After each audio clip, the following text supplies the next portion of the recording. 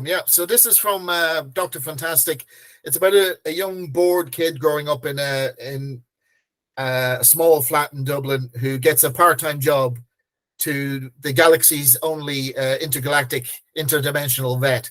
So this is just a little scene from book one. Book two is actually written and will be out at Christmas, by the way, just to let you know that. Okay.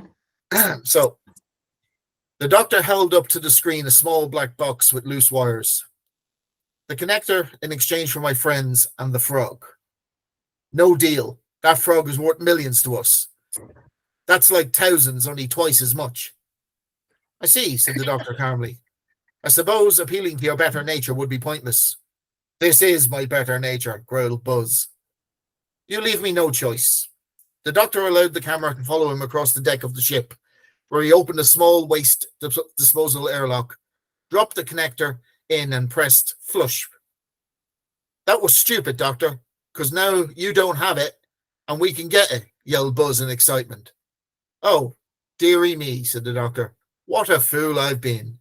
The view screen went blank. Dr. Fantastic whistled a cheerful tune, then slowly descended beneath the floor of the control room of the Fire Drake. What are they doing? Asked Dylan, as he and Ten Sheet watched the gang of poachers drift out from the airlock of their ship and spread out in the space between it and the Fire Drake. I think they're looking for something. It seems to be a search pattern, replied Ten Sheet. They are looking for something, said Dr. Fantastic. Told you, Ten Sheet added without looking away from the porthole. Doctor! He looked down, and at the deck of the cargo hold, he saw the doctor's head popping out from a rough circular hole in the metal. Ten Sheet spun around. I knew you'd save us, but how? He saw the shovel by the doctor's head. Oh, easy. I dug a tunnel between the two ships. Bloody hard work it was, too. Good job those morons out there aren't looking for this. The doctor held up the connector. Dylan dropped into the tunnel behind the doctor and Ten Sheet. He had to be careful because he had the painter frog wrapped in his white T-shirt, which was now a bright blue T-shirt. This is impossible, said Dylan, as he crawled through the soil and rock of the tunnel. It is, called Dr. Fantastic from front. I must add that to the list of impossible things I've done today. Dylan followed Ten Sheet and the doctor out of the tunnel and onto the control room of the Fire Drake. Dylan looked back at the hole of the metal floor, then out to the void between the two ships on the view screen.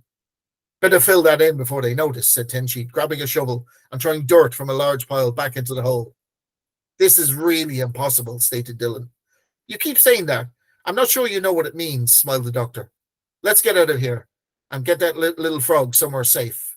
Dylan was flabbergasted. But, Doctor, you can't dig a tunnel between two ships in space. I know that, but they don't, so it's fine. The doctor smiled and never explained any more.